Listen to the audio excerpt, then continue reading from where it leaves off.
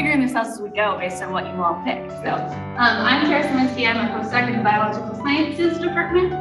Warren Christensen is an associate professor. What else is?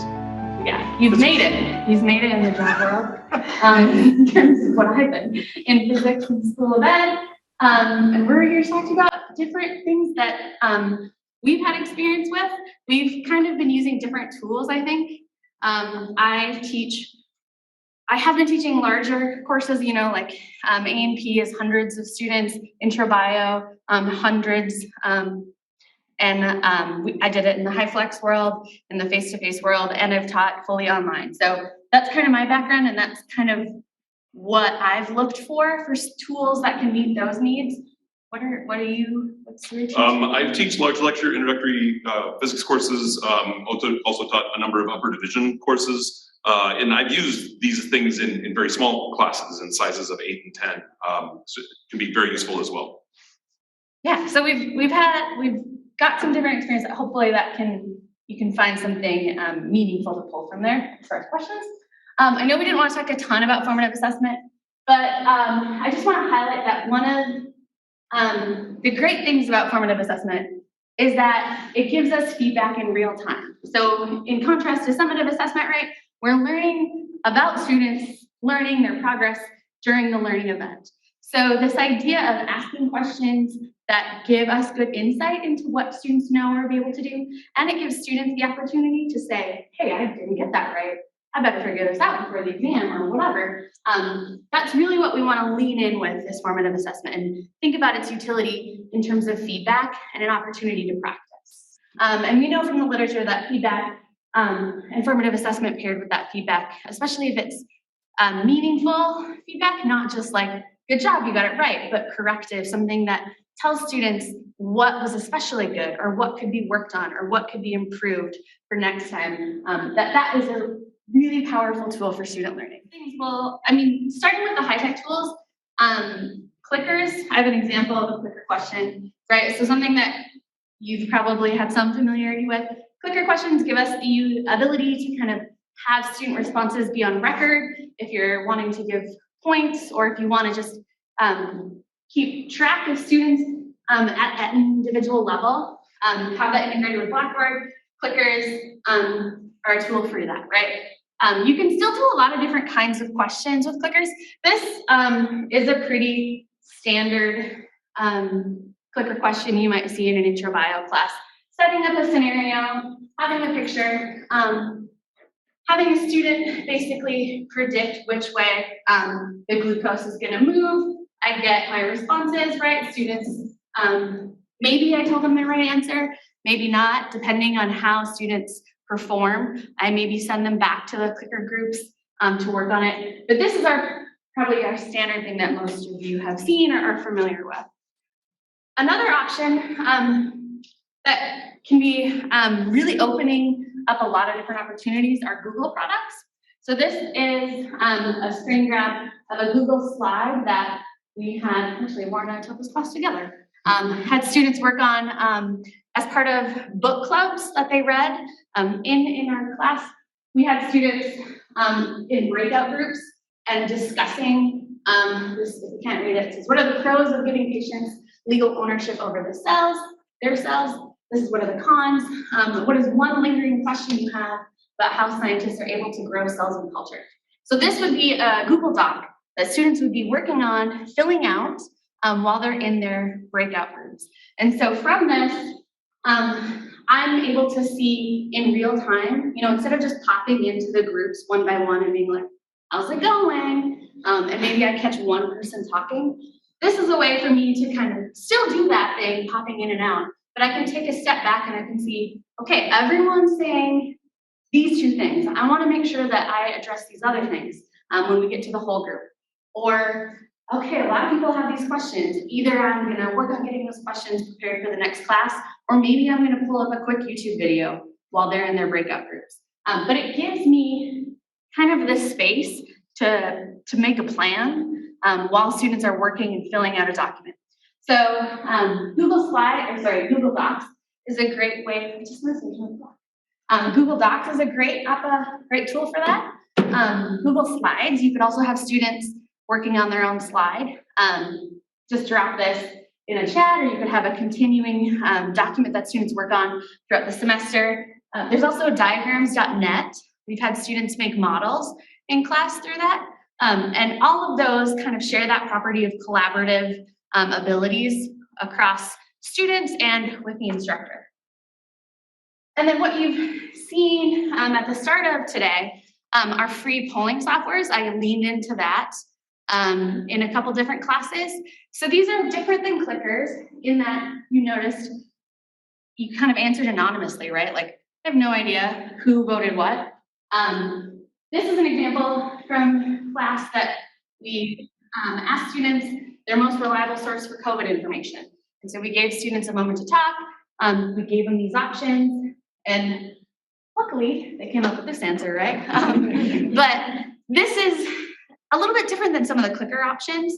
And especially, we weren't grading students on this. There wasn't per se a correct answer that we were looking for.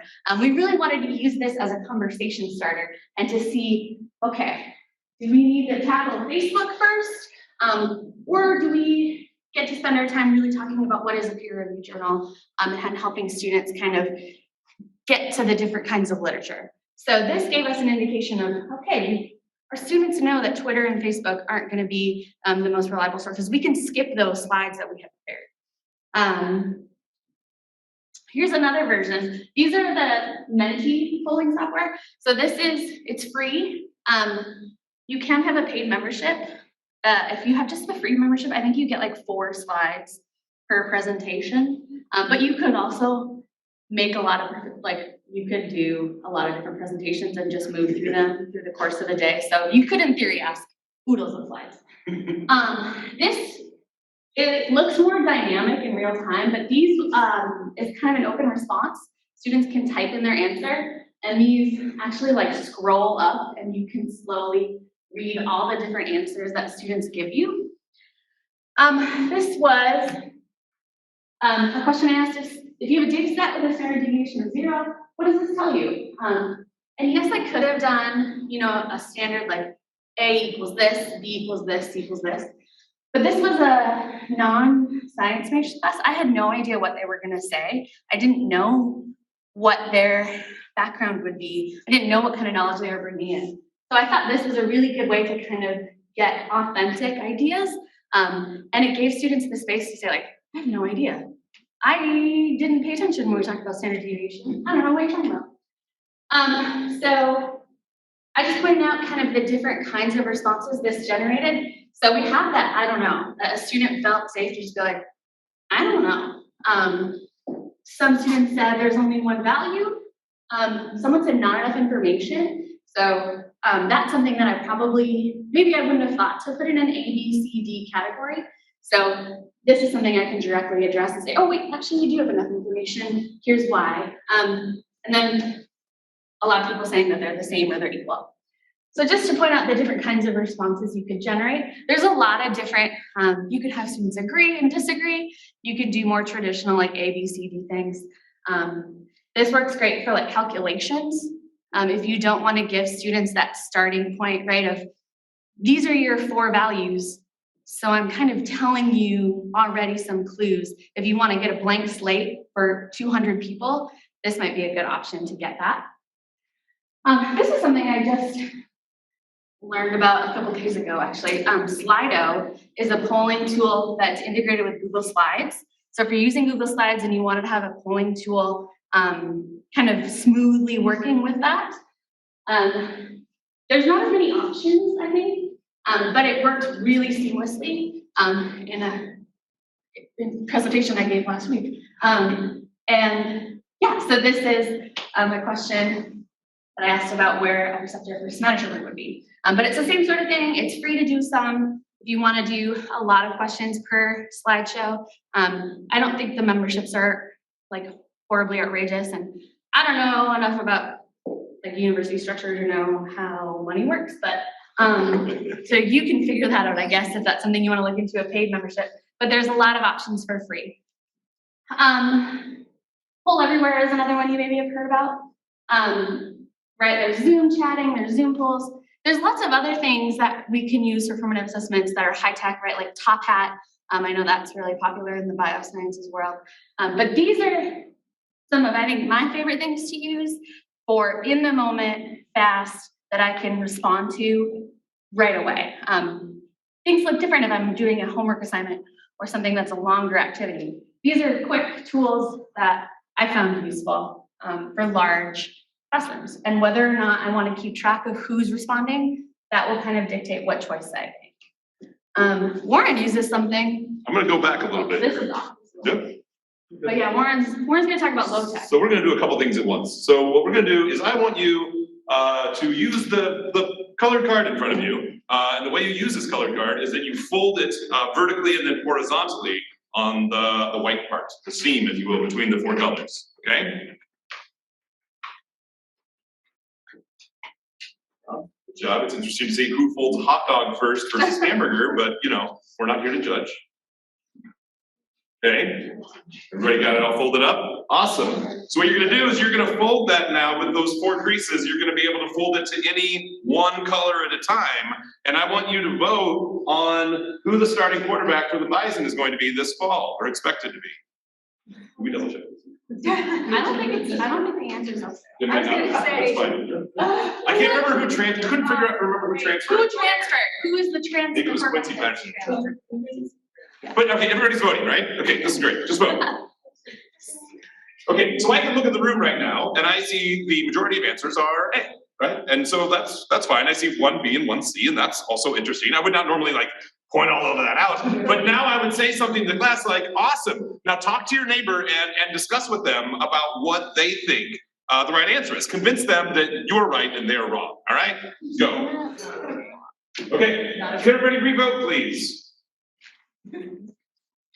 Were the two people, so that's a general example. What about this? Is this a good question for this kind of discussion? Yes or no? What do you think? Let's vote. A, it's a good question for this kind of discussion. B, it's a bad kind of question for this discussion. And for the Zoom people, this is the card that everybody's holding up. You can see the colors. Yeah, I hope. You're gonna hold this one. Is there a camera? I think it's which did I say first, good or bad? Good question. Voted A. Can you explain why you think this is a good or bad question? I thought your answers options were good because you had like ones that we would know names of that are not current. Okay, sure. Right, so Katie, you said you didn't think this was a particularly good question for discussion. Why not? Because you hate me and I'm never presenting with you ever again? That's fine. No, what? We're just never presenting in this room again. Right. No, because we didn't have any information to go off of. Sure, there was no instruction ahead of time. It was just like, I don't know, I was guessing, and then there was nothing else for us to talk about. Why was there nothing else?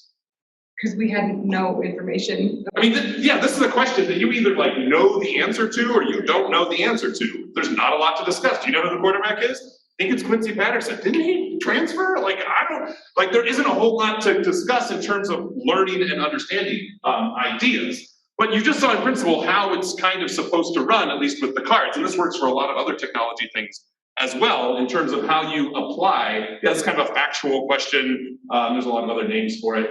Since there wasn't a lot of interest in types of questions, I'm gonna skip to something like, these are other things that you could discuss, like numerical answers.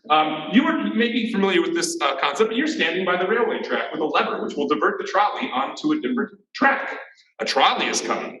Currently, the trolley is directed to head down a track where there are 5 people. The other track has only 1 person on it. Is it permissible to divert the trolley? Please vote A or B. Oh, by the way, I should say, this is a safe classroom, at least for people here in the classroom. You're not being recorded, okay? This is a safe space. We want to be able to discuss ideas that may be sensitive or uncomfortable, because now we're in ethics class, clearly, and we need to be able to do that, okay? So please trust one another and trust me that this is going to be a safe discussion about ideas, all right? So everybody vote, please. Okay. Interesting. We have a very kind of genuine split between A's and B's here. All right. I want you to talk. Now, I'm not going to have you do this because it's a 30-minute workshop, but I would normally now please talk to your neighbor. Discuss. Why did you vote A? Why did you vote B? Why do you feel uncomfortable about voting either A or B and making a decision? right? So this is a really nice, like, I would call this maybe a conversation starter of something that you could really talk about. Now, how could we also talk about this? In a traditional classroom, I might stand at the front and be like, who wants to tell me A, like right off the start, right? Now, who's gonna be speaking in class?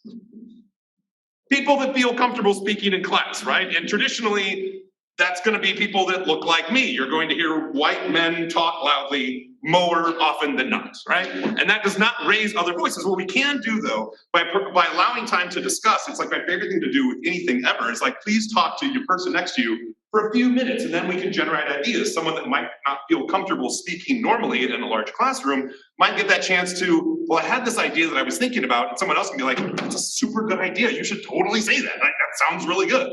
And it provides that opportunity to kind of let other voices that might not feel as comfortable or as privileged within a particular space an opportunity to kind of work out their ideas, which hopefully will raise those ideas overall, not just letting the first person to raise their hand and be like, oh, I know. You switch the trolley because it's one that's 4 less deaths or something, right? You could likewise like insert a question like this of, well, the sanctity of life is a principle that we need to learn about in ethics. It's always wrong to knowingly kill an innocent person. What does the sanctity of life recommend we do in this particular case? Right now, this is really an ethics course because we're digging into some content that I assume you would teach in ethics. I teach physics. It's close to the same numbers and it ends in an S, but it's not quite the same thing. But that's kind of the idea of how to get a good question, how to get students engaged, what the benefits can be, in addition to getting real good feedback, right? And all of this is kind of true, right? So with good question ideas, you want to give them something to talk about. That's like the most important thing. That's what I feel like, although you could talk about Bison football for a while, the answer to the question of who's the quarterback for NDSU isn't really something that's rich and worthy of discussion. So that's something to always kind of be thoughtful on as you're working into this. Don't be afraid to improvise. That's, I think, the most exciting and fun thing, honestly, about teaching. If you have your entire lecture written out on a piece of paper, like that's going to be boring, for sure, regardless of how entertaining you are. But the ability to improvise is that based on like what you see in the feedback, if it's like all over the place, like that first book, you might be like, ooh, it is literally Skittles across the classroom where there's every color of the rainbow and not like one thing kind of ahead of the other. That might be a thing to like, no one has a clue what's going on here. Let's hold on a sec. I'm gonna go back over a couple things, and now you can choose to make that pedagogical decision to come back to something that you had just talked about or previously talked about, maybe kind of guide in a few other things before you let people launch into conversation. One of the things that's also really cool that's been very limited in this time, and then with a 30-minute workout we don't have an opportunity to demonstrate, is that very often when those discussions are happening, you can do the equivalent of what Tara was demonstrating with the Google Doc sheet of like seeing when students are in breakout rooms, you can monitor kind of the discussions they're having.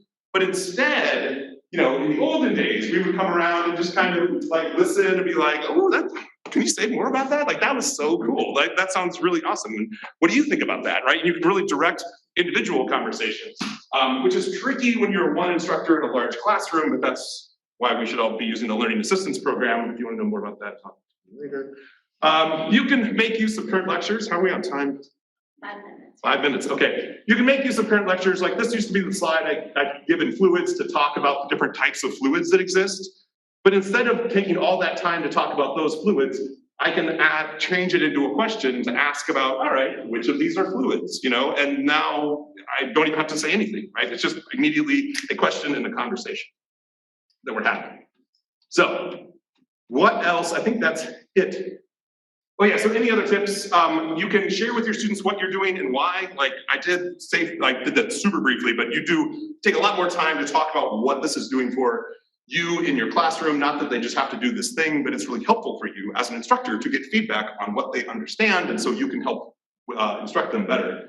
Make your expectations very clear. If you've never done this before, start small, right? Don't feel like you have to do everything all of the time. You can do a couple of questions or even one question a class, like make that a goal of yours to figure out how to integrate one of these things. And I don't have enough time to talk about random call. You can do that, but there's a lot of being very careful with what you're doing with that and why. So what do you think? Is this our last question? Yeah, Okay, sure. what do you think is the biggest barrier that you'll be able to employ? If you have any other questions, don't need to feel the need to answer this question, but if you have other questions, we'd be happy to answer. Stuff would work on an online course. So like the Mentimeter, yeah, that's actually what I started using those way more when I had to do fully online, right? Like I think it works better than the Zoom tools. They're a little bit, I don't know, clunkier. I thought they worked really well to kind of get students to respond. They're already on their computers. And the Google products also, I think, work really well online.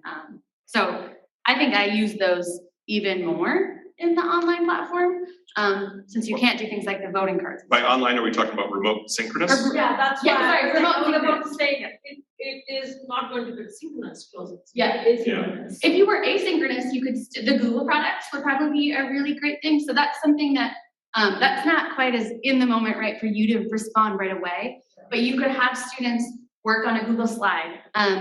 In one of my classes I had, each student group had their own Google slide link, and they were just in and out, over the course of the week, and I would go in and out, drop comments. It was very low effort in my mind, right? Like I didn't have to write a formal email. I could highlight something and say, can you expand on this? This is more of what I wanted to see. I don't think this is really what you want to put here. And it was a lot more fluid, I think. So yeah, I think they're really great for remote, synchronous or asynchronous. Cool. Yes, sir. So I really like the idea of all the students plugging in whatever questions and whatever discussions they're working on those Google products. And I like that if you highlight and give your feedback, other students can then see that feedback. Yeah. Do you ever run into issues with the ideas somewhat being derivative and linear where they start copying, or how do you, so that's question one. And then how do you have it set so that everything isn't just gone? Because I'm tech inept and I know that there are other people out there that could potentially delete everything for everybody. Yeah, those are really good questions. I'll maybe say what I'm thinking and then maybe Warren can chime in. I think your point about that's an open platform so students can start reading oh gosh, that group, we're totally off. And I think that's okay, right? Because they're seeing, oh, this group is talking about this kind of bit about what cells have to do with personhood. Maybe that's what we need to talk about. So I think it's okay for that kind of question to have student answers be informed by one another, though you have to expect that, right? Asking that kind of question. If I was trying to gauge whether or not an individual student knew or could do a certain thing, that wouldn't be the right platform for that choice. But if I wanted to see what ideas students had kind of at the class level, I think that's a much more useful way to do that. And I will say some students still think they have the best ideas, right? So there's still gonna be stark differences at times between groups, which is great for conversation starters. And as far as not deleting things, I don't have a great answer for that other than I'm not using those sorts of things to say record keeping, right? So I'm not looking, while I could do a digital exhaust sort of thing and see who wrote what, that's not normally my goal. So usually I'm not too bummed out if they disappear. If it's something that I think we'll want to come back to this when we finish the book and have these discussions again. I mean, that might mean downloading that Google Drive slide or doc, might mean screenshotting. There's probably other options that I don't know. I have one. Can Oh, I yeah. chime in? Yeah. So when I taught the grad level class last semester, everything was in Google Docs, even though we were in person, because I had them working in groups so often.